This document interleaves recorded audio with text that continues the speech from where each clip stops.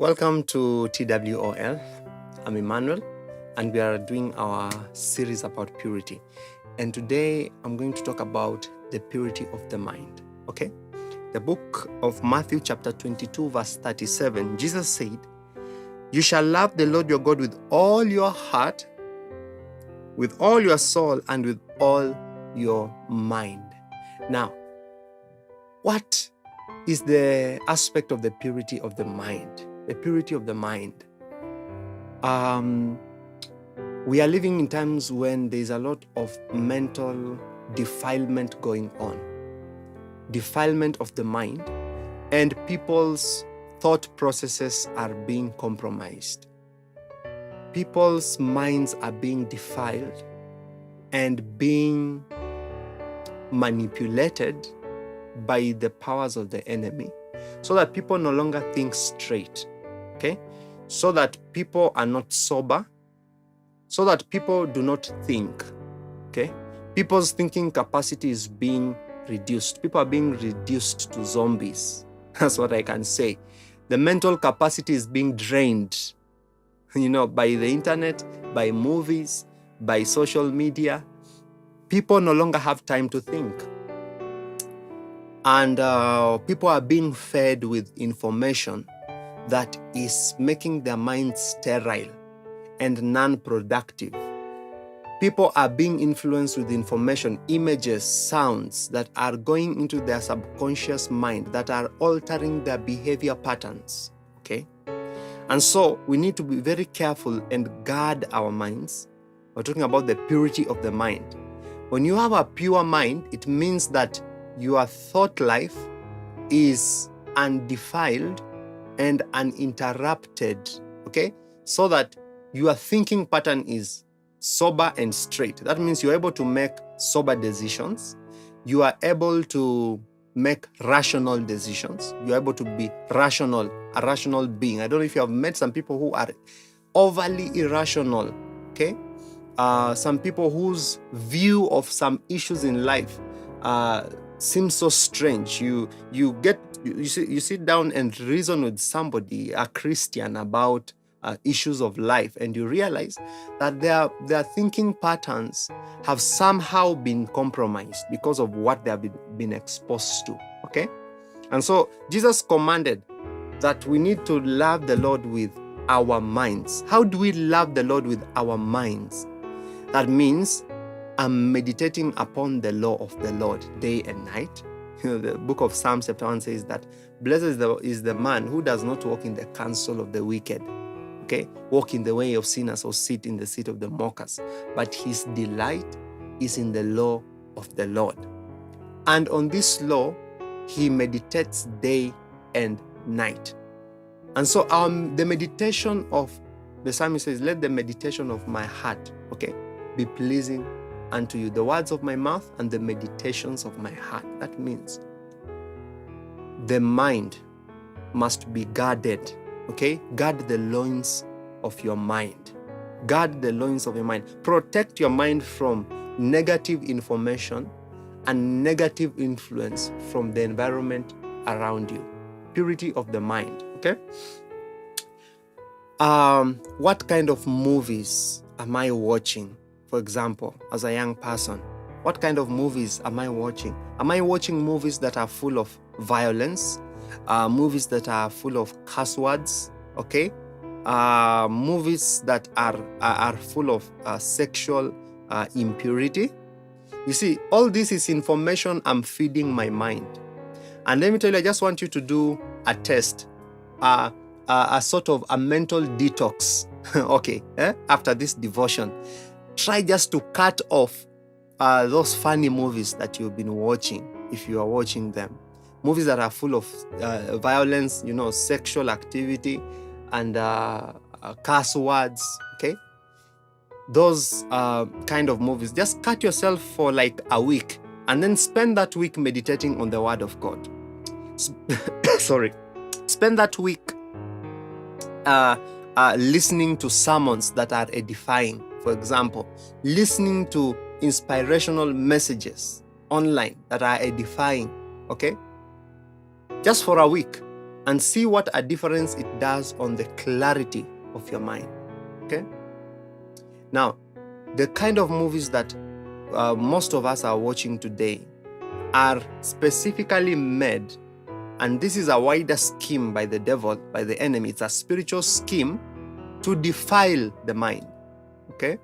To contaminate the mind. The music videos we see are meant to contaminate the mind.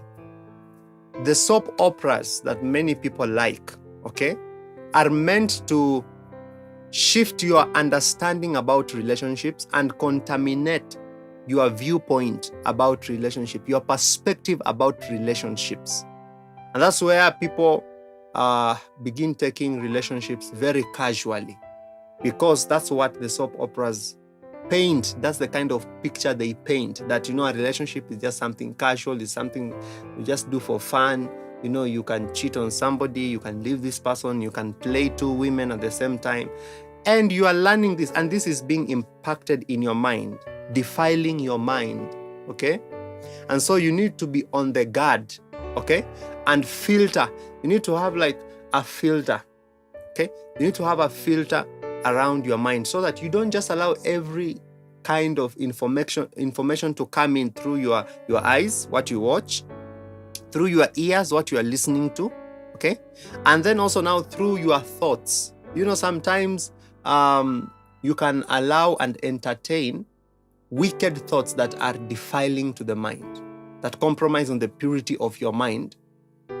You can meditate on those wicked. For example, if you meditate a lot on sexual fantasies, your mind, you are actually destroying the ability of your mind to correctly perceive sexual matters, so that your understanding of sexual matters is going to be damaged. And this can even end up affecting you in your relationships or even in your marriage if you continue entertaining sexual thoughts, fantasies, okay?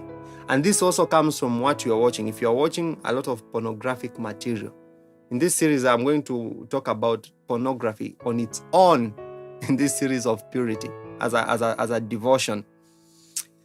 And when you allow these images to come into your mind, they affect your thinking processes. Now, there is a scientific and a psychological explanation also to how thought patterns develop. Now, not spiritual, psychological and scientific, neurological. Neuroscientists can explain to you how thought patterns develop. And psychologists can actually tell you that if you get your mind used to thinking in a certain pattern, and how that can affect your perspective on issues. Now, this is not even spiritually, psychologically, okay? And so we need to learn to guard our minds, and especially what information am I feeding my mind with?